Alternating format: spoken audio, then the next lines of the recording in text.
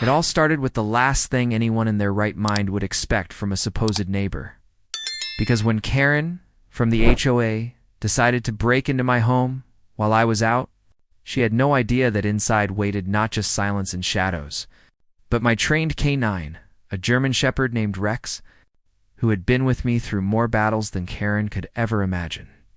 And this story is not just about the clash of a power-hungry HOA Karen against a homeowner, but about arrogance meeting a wall it could never climb. So before we dive in, make sure you stick with me until the end, because you're not going to want to miss what happened when my dog came face to face with the woman. Thought she could control the entire neighborhood. And don't forget to subscribe to Sham Stories, because every week we uncover more shocking HOA drama that proves truth is stranger than fiction. Now, Karen had always been a nuisance, the type of neighbor who made life miserable under the guise of enforcing community standards. But this was the moment when her obsession turned criminal. Because after weeks of escalating tension, threats, and fines that seemed to materialize out of nowhere, she crossed the line in a way so bold it left even her loyal supporters in stunned disbelief. Let me start from the beginning. When I first moved into the neighborhood, a quiet suburban street with well-kept lawns and homes that looked nearly identical thanks to the HOA's rigid rules. But I wasn't the typical resident they were used to. I had a background in law enforcement and a past with military service, and my companion Rex wasn't just a pet. He was a canine trained to detect intruders, disarm attackers, and protect his handler with absolute loyalty. So when Karen tried to size me up at the first HOA meeting, throwing passive-aggressive remarks about my truck being too large or my fence being the wrong shade of brown, I knew she was testing me, and I also knew she had no idea who she was dealing with. At first I brushed off her antics, thinking it was just another HOA busybody playing queen of the block. But soon, the notices began piling up in my mailbox. Warnings about my grass being half an inch too tall, about my mailbox supposedly being non-compliant, even about Rex claiming that large dogs were a threat to community harmony, though the bylaws allowed pets without restriction. Each warning was accompanied by a threat of fines. And each time I confronted Karen about the arbitrary nature of these accusations, she smiled that thin, condescending smile and told me rules are rules, even when I showed her the bylaws proving otherwise. It was clear she wasn't interested in fairness, only control, and she had decided I was going to be her project. Things escalated when she started showing up outside my house unannounced, clipboard in hand, peering over the fence, snapping photos of Rex sunbathing in the yard, as though it were evidence of a crime. And though I told her firmly to stay off my property, she brushed it off, claiming her position gave her authority. I knew then it was only a matter of time before she went too far, and sure enough, one Saturday afternoon, while I was away visiting a friend, she made her move. I found out later from security footage that Karen had approached my home cautiously, checking over her shoulder like a thief in the night, though the sun was still high in the sky. And after fiddling with the lock on my back door, something she must have practiced, she slipped inside with that same smug confidence that had defined her every interaction with me.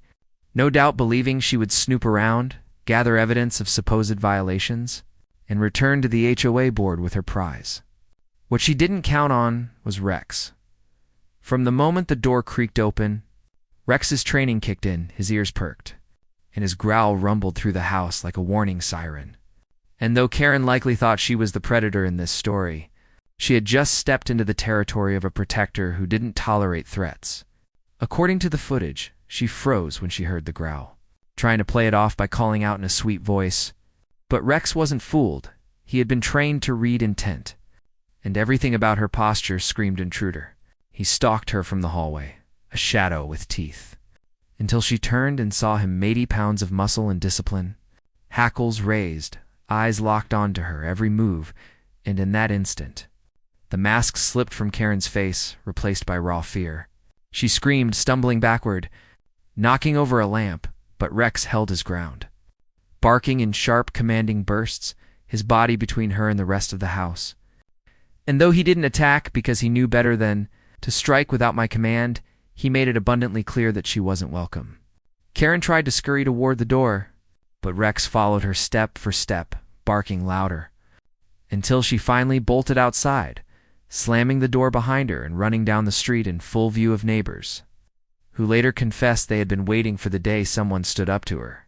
When I returned and saw the footage, I didn't feel anger, I felt a cold resolve, because Karen had committed a crime, and not just trespassing, but breaking and entering, and now I had undeniable proof. I reported it to the police, who took one look at the video and shook their heads in disbelief, asking if I wanted to press charges.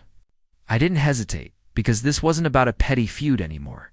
It was about drawing a line in the sand. It's about showing Karen and anyone else who thought they could abuse their authority that there were real consequences. That night, as Rex lay at my feet, I scratched behind his ears and thought about how close Karen had come to learning the hard way what it meant to challenge a trained K9, and I knew the days ahead would be filled with more drama. Because if Karen's pride had taught me anything, it was that she wasn't going to back down quietly, not even after facing the jaws of justice and fur.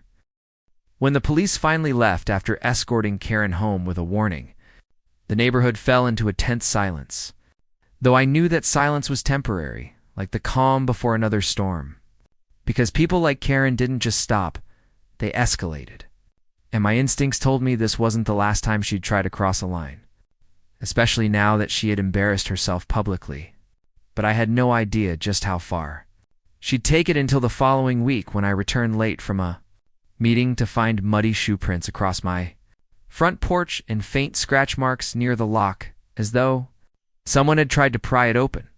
And though nothing inside was disturbed, the discovery unsettled me because it confirmed Karen's threat that she believed she owned the neighborhood and would do anything to assert her imagined authority. So I tightened my home security by installing a smart lock, additional cameras, and a reinforced back gate, all while doubling down on my dog's training because Max, my German Shepherd, was not just a loyal companion, but a disciplined canine who had been trained in both defense and restraint, meaning he could act decisively in emergencies without crossing the line. Something Karen was about to learn the hard way, though not before stirring up more chaos. The following days, the HOA newsletter was mysteriously updated with a long complaint accusing an unnamed resident with a dangerous animal of disrupting community peace. And although no names were printed, everyone knew it was aimed at me because Karen had made it her personal mission to turn the neighborhood against Max, painting him as some vicious beast when in truth he was calm and less provoked. But the seed of doubt she planted began to spread among the more gullible neighbors, a tactic that only emboldened her. By the time I confronted the HOA president, Mr. Walker, about the smear, he looked uncomfortable and admitted Karen had been showing up at meetings, demanding the HOA impose restrictions on large guard dogs. But he also assured me he and several other board members didn't buy into her nonsense, though he warned that Karen's persistence meant the issue wasn't going away, and I could see the frustration in his eyes because he too was tired of her antics. That night, as I sat on my porch, sipping coffee while Max lay at my feet, I couldn't shake the nagging thought that Karen wasn't just bluffing. She was the type who would act recklessly if she thought she could get away with it, and sure enough, my suspicions became reality the following weekend when I received a call while driving back from the city. My home alarm system had detected a forced entry. I floored it, racing through traffic, my heart pounding with dread and anger, knowing deep down that only one person in the neighborhood was arrogant enough to try something like this. And when I finally pulled into my driveway, I saw my front door slightly ajar, the frame splintered, and Max standing guard in the doorway, alert, unharmed, his chest heaving as if he'd just been tested. I rushed inside, adrenaline surging, and the scene before me made my blood boil. My living room was in disarray. Drawers pulled open, cushions tossed aside, and faint traces of mud on the hardwood floor leading toward the hallway. But what really caught my attention was a discarded set of gloves and a broken piece of jewelry on the carpeta. Gaudy bracelet I had seen Karen wear at HOA meetings countless times.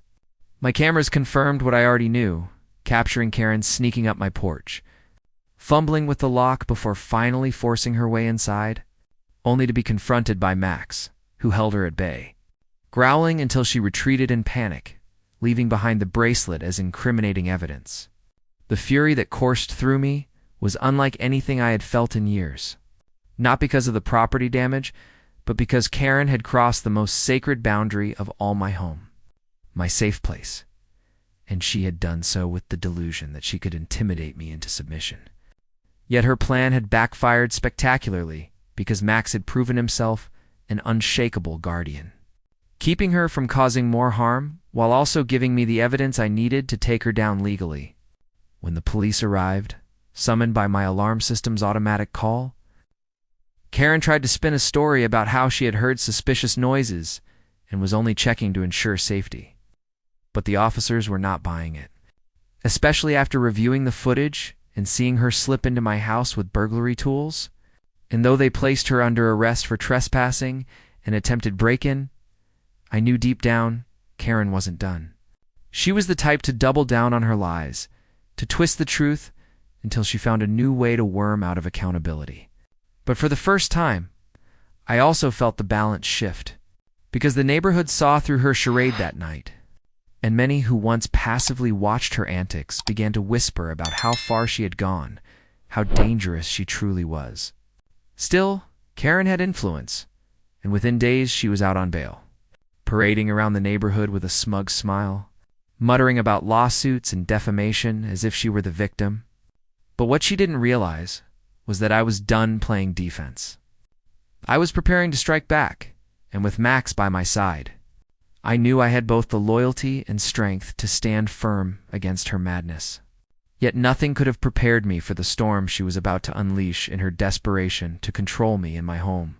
Because breaking in was only the beginning of her unraveling scheme, one that would escalate into a battle not just between neighbors but between truth and deception, order and chaos, and it would test every ounce of resolve I had to protect my name, my home, and the faithful canine who had already saved me once.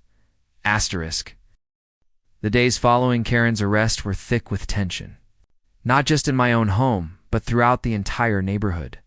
Because though many had privately expressed relief that she'd finally been caught doing something undeniably criminal, they also feared what she might do next, since people like her rarely accepted defeat quietly.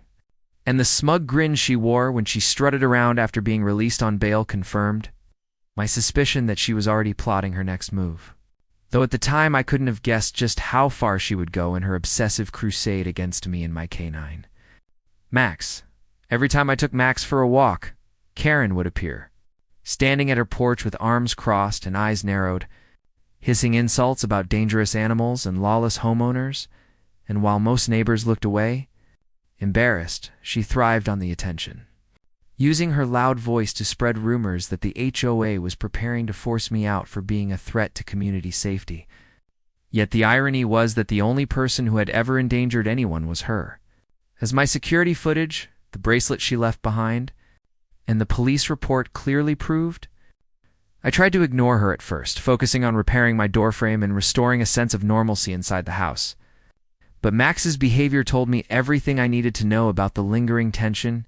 He remained alert near the windows, often pacing by the front door at odd hours as though he could sense her presence nearby. And I learned quickly to trust his instincts because dogs, especially trained canines south like Max, pick up on things humans often miss.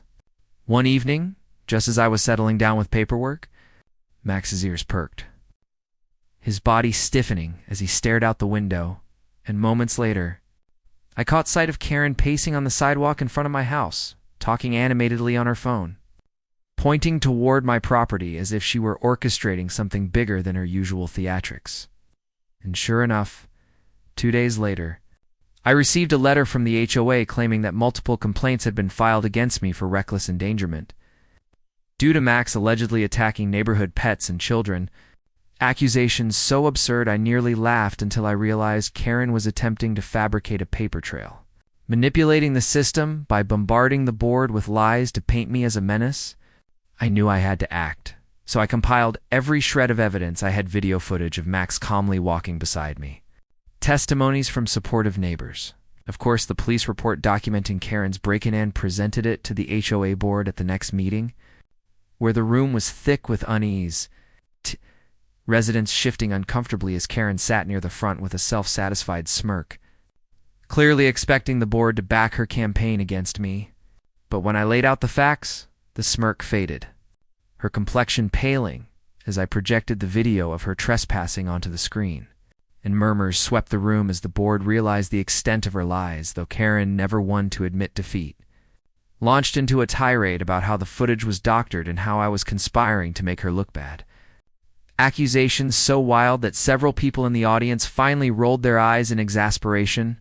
Still, the damage was done, because even though the board agreed to dismiss her complaints, they stopped short of issuing sanctions against her, citing the need for further review, which left Karen emboldened. Convinced she had dodged accountability yet again, and that very night, I discovered just how dangerous her desperation could become when I returned home to find the side gate of my yard swinging open, the latch broken, and Max on edge, growling at the dark corner near the fence where fresh boot prints led away toward Karen's property, proof that she or someone acting on her behalf had tried to tamper with my home again. My anger reached a boiling point, not just for myself but for Max, who deserved peace and safety as much as I did, and I began to document everything meticulously, building a case not only for the HOA, but for the police and, if necessary, a civil court. Yet even with all my precautions, I couldn't predict the sheer recklessness of Karen's next move. Because late one Saturday night, when I was out running errands, she made the mistake of breaking into my home once more. And this time, she wouldn't be able to twist the story in her favor. According to the alarm logs, she forced the back door just after sunset, clearly thinking I was gone for hours. But what she didn't realize was that Max was inside, alert as always, and the moment she stepped into the kitchen, he intercepted her, his growl echoing through the house, forcing her into a standoff she hadn't anticipated. By the time I pulled into the driveway, alerted once again by my security system, I could hear the commotion inside, Karen screaming, Max barking, the sound of something crashing to the floor, and when I burst through the front door, the sight was unforgettable. Karen cornered against the wall, hands trembling as she waved a small crowbar. Max crouched low, ready but restrained, his eyes locked on her every movement, waiting for my command. She tried to bluster her way out, shouting that she was defending herself from my vicious dog, but the cameras told the truth, capturing her forced entry and the crowbar in her hand, while Max's controlled stance proved he hadn't attacked, only contained her until I arrived. And when the police showed up minutes later, thanks to the automatic alarm call, they saw the same thing, an intruder cornered by a trained K9, her lies crumbling before the evidence. This time, Karen was taken away in handcuffs, charged with breaking and entering, attempted burglary, and possession of burglary tools. And though she screamed about lawsuits and conspiracies all the way to the cruiser, her voice carried less weight now because too many people had seen her unmasked, exposed as the danger she truly was. As I stood on my porch that night, Max sitting proudly at my side, I realized the battle was far from over. Because Karen was resourceful in her madness, and she still had influence in certain corners of the community. But for the first time, I also felt the tide turning, with neighbors cautiously approaching me to offer support, some even apologizing for not speaking up sooner. And I knew that whatever storm Karen tried to summon next, I was ready for it. Because I wasn't just defending a house, I was defending my home, my reputation, and the loyal companion who had already proven himself the hero of the story, though neither of us could predict just how explosive the next round of this conflict would become. Karen's second arrest should have been the end of it, the final nail in the coffin of her relentless harassment, yet people like her thrived on chaos. And instead of retreating in shame, she doubled down, weaving wild stories about how she was the victim of a setup, insisting that I had manipulated everything to make her look guilty. And while most neighbors dismissed her ramblings as desperate lies, there were still a few gullible souls who either feared her wrath or genuinely believed her dramatics, which meant she still had just enough influence to make life difficult for me. And she wielded that influence with venom. Within days of her release, she filed a complaint to Animal Control, claiming Max was a public hazard and had lunged at children. And though the officer who visited my property quickly realized Max was a disciplined, highly trained canine with no history of aggression, The stress of constantly defending myself against her lies was exhausting.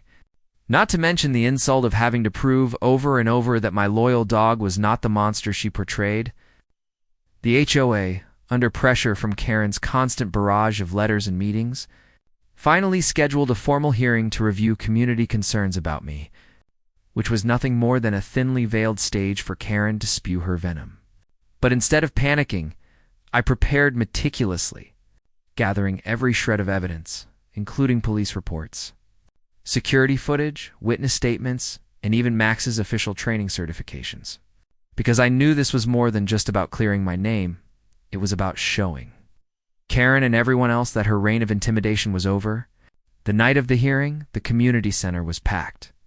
Neighbors sitting in tense silence as Karen strutted in with a thick binder clutched to her chest. Her face twisted into a look of false righteousness, and the moment she was given the floor, she launched into a theatrical speech about how she had risked her life to protect the neighborhood from dangerous elements, pointing at me and Max as though we were hardened criminals, her voice rising with each exaggerated claim until the room buzzed with discomfort. But when my turn came, I calmly laid out the facts, playing the footage of her breaking into my home, displaying the evidence of the jewelry she had dropped, the crowbar in her hand, and the police records of her arrests. And the more I spoke, the more her mask cracked, until finally, unable to contain herself, she erupted into another tirade, screaming that the HOA was in my pocket and that the entire neighborhood was conspiring against her. An outburst so unhinged that several board members openly shook their heads, and one even muttered that this was beyond ridiculous. By the end of the night, the board had not only dismissed all of her complaints, but also issued a formal censure against her for abusing HOA procedures, a decision that left her fuming, her face red with fury as she stormed out of the building. But while many neighbors breathed a sigh of relief, I knew better than to let my guard down. Because Karen wasn't just angry, she was humiliated. And humiliation was the fuel that drove her to extremes.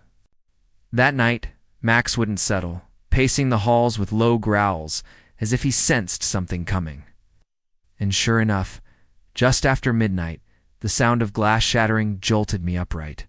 Rushing downstairs, I found the back window smashed, curtains flapping in the cool night air, and though the motion sensors had already triggered the alarm, I caught a glimpse of a shadow darting away toward the street, too quick for me to identify but leaving behind the stench of Karen's desperation.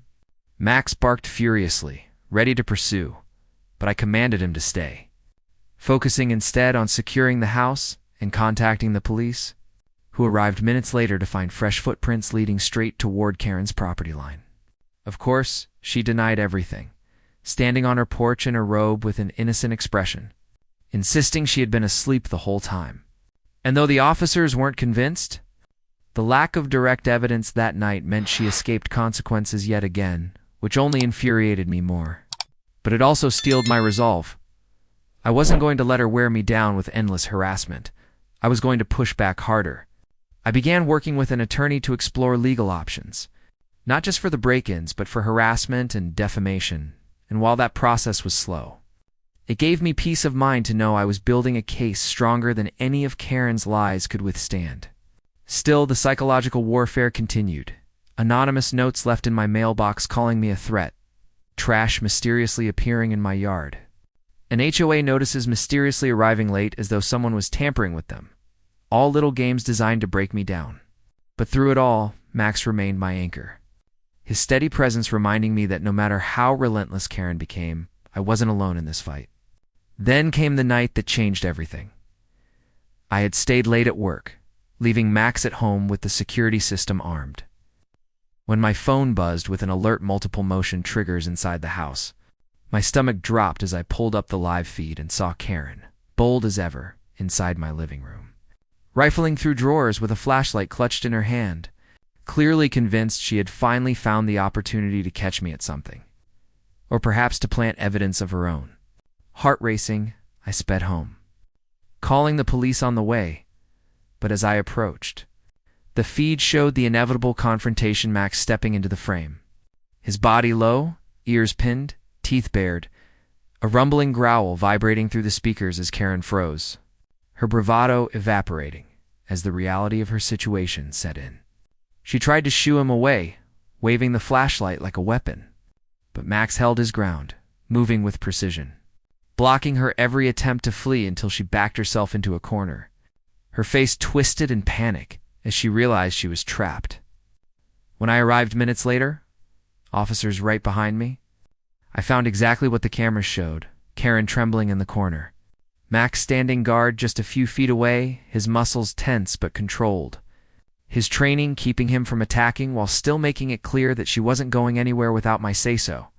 The officers wasted no time cuffing her, reading her rights as she sputtered excuses about how she was investigating suspicious activity. At this time there was no escape, no wiggle room, because the footage was undeniable. The burglary tools in her bag were damning, and her repeated pattern of behavior left no doubt she had crossed the line into full-blown criminality. As they led her away, I knelt beside Max, scratching behind his ears, whispering my thanks for once again protecting our home. And in that moment, I felt a surge of pride and relief. Not just because Karen was finally facing the consequences she deserved, but because I knew deep down that no matter how dark the storm became, Max and I would weather it together, and that bond, that unshakable loyalty, was something Karen could never destroy. The night Karen was taken away in handcuffs after being cornered by Max should have been the end of her rampage, and for a short while it seemed like peace might finally return. But people like her didn't fade quietly into the background. They clawed and fought to hold on to any shred of control they thought they had. And it wasn't long before I realized she was still trying to twist the narrative even while facing charges. The very next morning, several neighbors told me that Karen had already managed to call from jail, spinning stories about how I had set her up and that Max had attacked her, even though the footage clearly showed otherwise. And while most people rolled their eyes, a few still seemed hesitant to completely let go of the lies she had planted in their heads. The HOA board scheduled yet another emergency meeting to discuss community safety. And though I dreaded the thought of sitting through more of Karen's theatrics, I also welcomed the chance to finally lay everything bare. On the day of the meeting, the room was buzzing with whispers when I walked in. Max's leash in hand, though he stayed calmly at my side, and the way people glanced at him was different, no more respectful. Less fearful, as though they finally understood he was the true protector here. Karen, of course, wasn't there in person, but she had somehow submitted a written statement from jail, accusing me of harassment, intimidation, and weaponizing my dog, which the board read aloud in a monotone voice that made it sound even more ridiculous. And when they finished, I stood up and presented my evidence once again, reminding everyone that not only had Karen broken into my house twice, but she had been caught on video both times, her lies falling apart the moment reality was put on display. For the first time, the room seemed to shift fully in my favor, with neighbors speaking up in support of me, some even admitting they had felt intimidated by Karen for years, but had been too afraid to confront her. And one elderly couple went so far as to say they felt safer knowing Max was in the neighborhood. A statement that brought a rare smile to my face. The board, realizing they could no longer ignore the truth, voted unanimously to suspend Karen from all HOA activities indefinitely. A decision that felt like a small but significant victory, though I knew the real battle was still unfolding in the legal system. Over the following weeks, Karen's case moved through the courts, and every time her lawyer tried to spin the story in her favor, the video evidence shut it down, leaving her with fewer and fewer cards to play. Still, she was resourceful, and she began filing civil complaints against me, accusing me of slander, harassment, and even animal cruelty, forcing me to spend countless hours with my attorney countering her baseless claims. And though it was exhausting, I refused to let her wear me down because I knew that giving in would only embolden her further. Max, ever vigilant, seemed to sense the ongoing tension.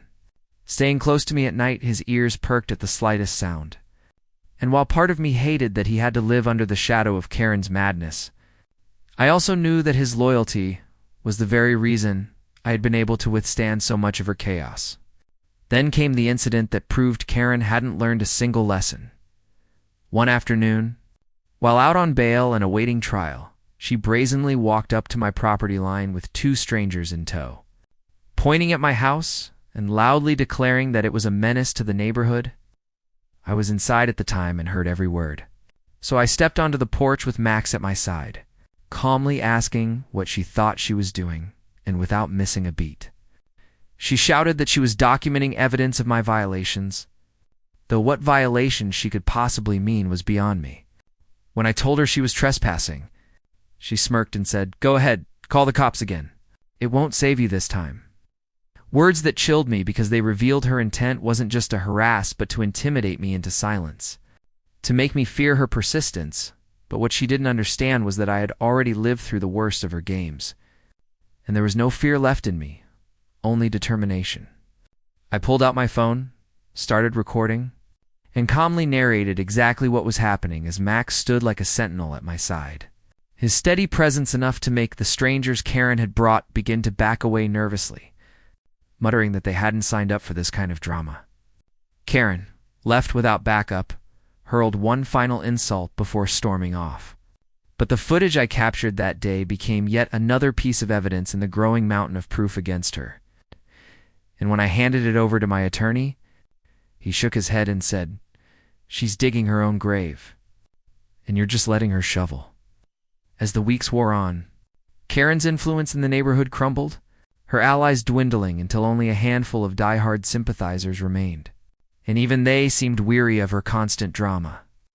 But Karen, driven by spite, refused to let go, and I knew deep down that her obsession with me and Max wasn't just about the HOA anymore, it was personal. A twisted need to prove she could control us, even if it meant destroying herself in the process. That realization weighed heavily on me, because while I wanted nothing more than to move on with my life, I also knew the storm wasn't over, and Max knew it too. His restless pacing at night a constant reminder that danger still lurked just beyond the quiet streets of our neighborhood. And when that danger finally struck again, it did so with a force I never could have predicted, setting the stage for a confrontation that would push both Max and me to the limits of our resolve. A showdown that would decide once and for all whether Karen's reign of chaos would finally end, or whether she would find a way to drag us all down into her madness once more. The breaking point came on a quiet Friday night. One of those evenings where the air was cool and the neighborhood seemed still, but I had learned not to trust the calm. Because Karen thrived on disruption and had a knack for striking when I least expected it. And that night, my instincts were proven right when Max suddenly sprang to his feet, ears erect, body tense, a low growl vibrating from his chest as he stared toward the back door. And within seconds, the motion sensor lights in the yard flared on, catching the shadowy figures of two men creeping along the fence line while Karen's unmistakable voice hissed orders from the darkness. A chilling reminder that her obsession had escalated beyond her own reckless actions to dragging others into her madness. I felt a surge of adrenaline as I grabbed my phone to dial the police. But before I could finish, the sound of glass breaking shattered the silence, and the intruders forced their way through the back, clearly believing they could overwhelm me in numbers. But what they hadn't accounted for was Max, who launched forward with disciplined ferocity, his bark booming like thunder as he intercepted the first man, knocking him off balance and pinning him to the ground with a precision only a trained canine could execute. The second intruder froze for a moment, shocked by the suddenness of the attack, before trying to raise what looked like a crowbar. But I shouted Max's command, and with a calculated move, he backed off just enough to keep the first man contained while turning his focus to the second. His growl so deep and primal, it sent the man stumbling backward in fear. The chaos was deafening, Karen screaming from outside that I was sicking my vicious animal on innocent people. The intruders cursing and scrambling, Max barking and lunging just enough to keep them immobilized, and my own voice firm as I commanded the situation, recording everything on my phone while simultaneously staying on the line with emergency dispatch. By the time the flashing red and blue lights filled the street, the scene was undeniable. Two grown men, one pinned and bleeding slightly from a bite to his arm, the other trembling with his crowbar discarded, and Karen screeching on the sidewalk as though she were the victim of some grand conspiracy. But when the officers reviewed the footage and saw the tools the men had carried, There was no mistaking the truth. This was a coordinated break-in, orchestrated by Karen herself. The arrests were swift and brutal for her little crew. And when they finally placed her in cuffs once again, I felt both relief and exhaustion. Because while it seemed like the nightmare was finally over, I knew from experience that Karen would find some way to twist even this into her narrative. And sure enough, by the next morning, rumors began swirling that I had staged the attack, that the men were hired actors, a story so absurd it barely deserved acknowledgement. But in the twisted world Karen lived in, every lie was just another weapon to wield. My attorney assured me that the evidence was overwhelming this time: multiple witnesses, police body cams, my own footage, the intruder's statements pointing to Karen as the mastermind, and that her chances of escaping justice were slim to none. Yet I still felt uneasy, because I knew how persistent she was. How unwilling she had ever been to back down, even when the walls closed in. Meanwhile, the neighborhood began to shift decisively in my favor, with neighbors openly voicing their disgust at Karen's antics, some even organizing a petition to remove her from the HOA altogether. And for the first time since the ordeal began, I felt like the community was uniting. Tired of being held hostage by one woman's toxic crusade, Max, ever vigilant, seemed to sense the change too. His watchfulness softening just a little, his tail wagging more often, as if he knew we were finally gaining the upper hand. But even as I tried to enjoy the small victories, I couldn't shake the gnawing feeling that Karen wasn't finished. Not yet, because her hatred of me had gone beyond HOA politics. Beyond property lines, it was personal, a warped obsession that had consumed her to the point of self-destruction. That suspicion proved correct when, just days before her court date, she managed to post bail once more, returning to the neighborhood like a storm cloud. Her presence alone enough to reignite tension on every street corner. And though she was under strict orders not to approach me, I often caught glimpses of her lingering at the end of the block, glaring with eyes full of venom, whispering to the few allies she had left. I kept my guard up, triple-checking my locks, updating my security system, and relying on Max's instincts more than ever. And though part of me longed for normalcy, I accepted that, until the gavel fell in her trial, there would be no true peace. Then, one night, as I returned from a late errand, I noticed something odd: the faint smell of smoke in the air, acrid and sharp. And when I rounded the corner into my yard, my heart sank as I saw a small fire smoldering near my back fence, clearly started by someone who had doused the boards with accelerant and lit them ablaze. An act so reckless it could have easily spread to my home, had Max not barked furiously and alerted me in time. I managed to extinguish it before it grew out of control.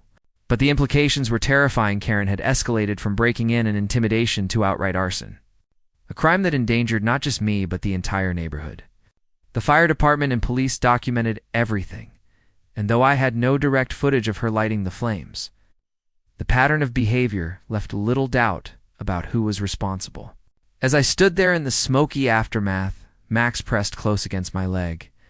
I realized the battle with Karen was reaching its climax, a final, desperate push from a woman who had nothing left to lose.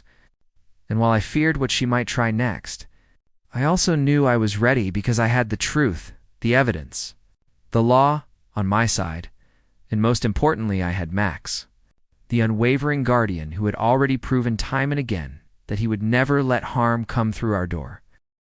The final chapter of this nightmare unfolded with a mix of inevitability and shock, because after the attempted arson, the police tightened their watch on Karen, increasing patrols through the neighborhood and warning her explicitly that any further violation would mean immediate jail time without bail.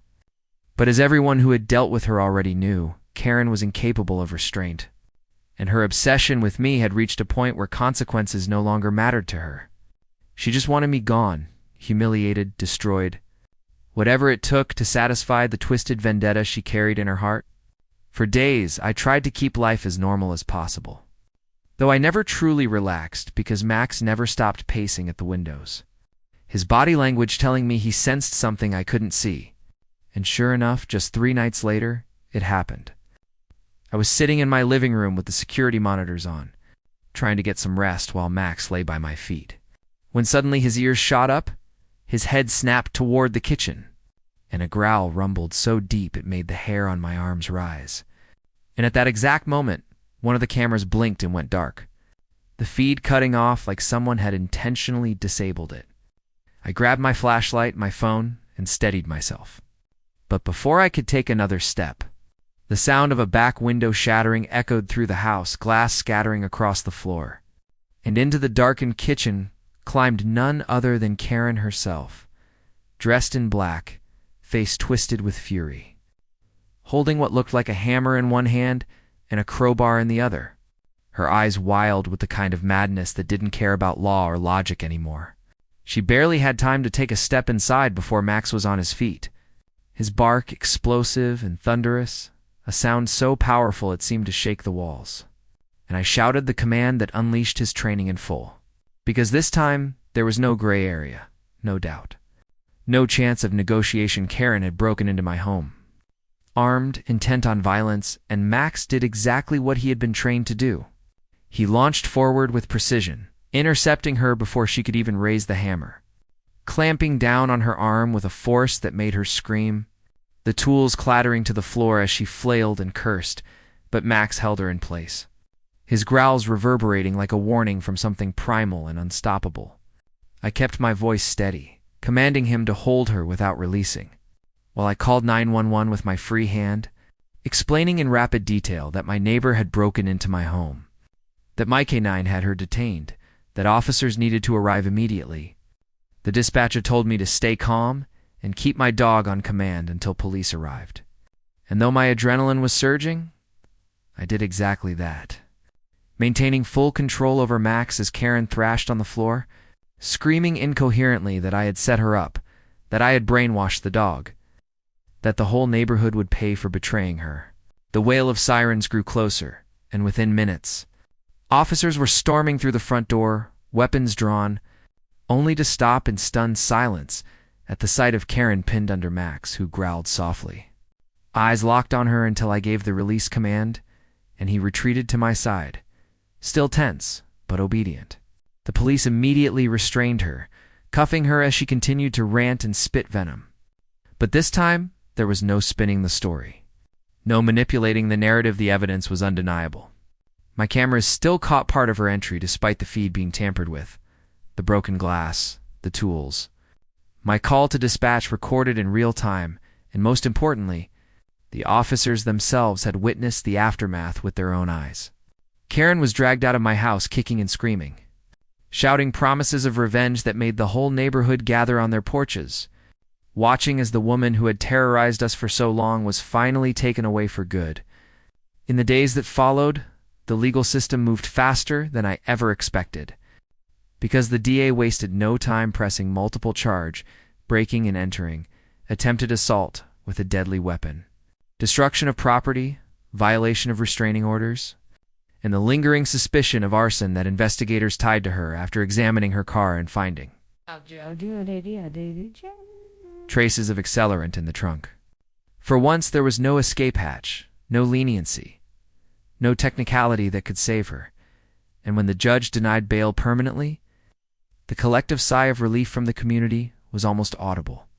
Neighbors who had once been too afraid to speak out now came forward with their own stories of harassment, threats, of intimidation, painting a picture of Karen not as a misunderstood HOA leader, but as a dangerous bully who had weaponized authority for her own sick satisfaction.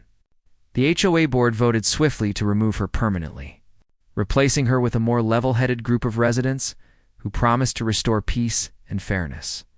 And though the scars of the ordeal would take time to heal, the shift in the neighborhood was undeniable, as if a weight had been lifted off everyone's shoulders.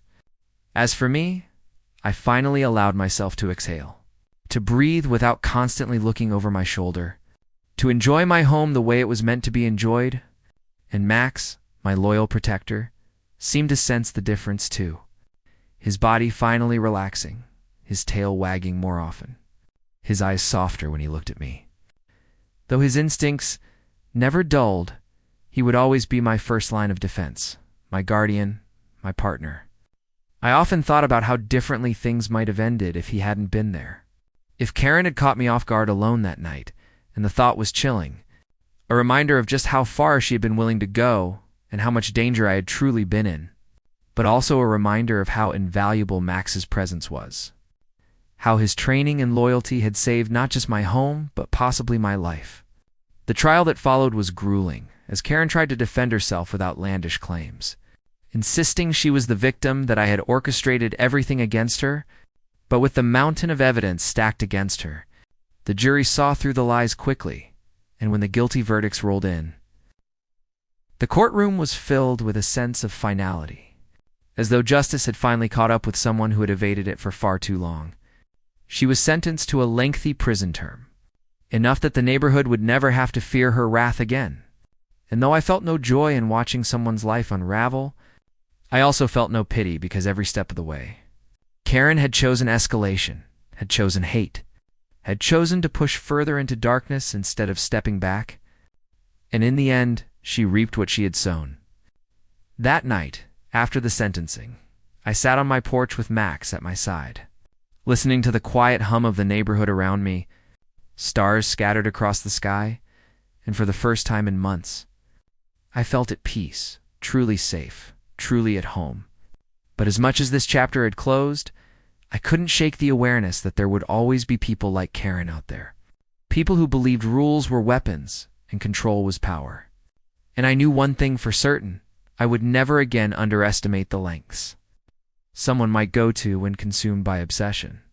Max shifted beside me, resting his head on my knee, his steady breathing grounding me in the moment, and I whispered a thank you to him, knowing that no words could ever truly capture the debt I owed my dog, the friend who had stood between me and danger without hesitation. This story may have ended with Karen behind bars, but it serves as a reminder, one that I hope resonates with anyone who hears it. Never let someone bully you out of your peace. Never allow obsession to dictate your safety. And above all, never underestimate the bond between a protector and the person they love. Because in the end, that bond was the one thing Karen could never break, no matter how hard she tried. If you want more gripping true-life HOA battles, dramatic neighborhood clashes, and stories where justice finally wins, make sure to subscribe to Sham Stories right now, because the next story waiting for you is even more unbelievable, and you won't want to miss it.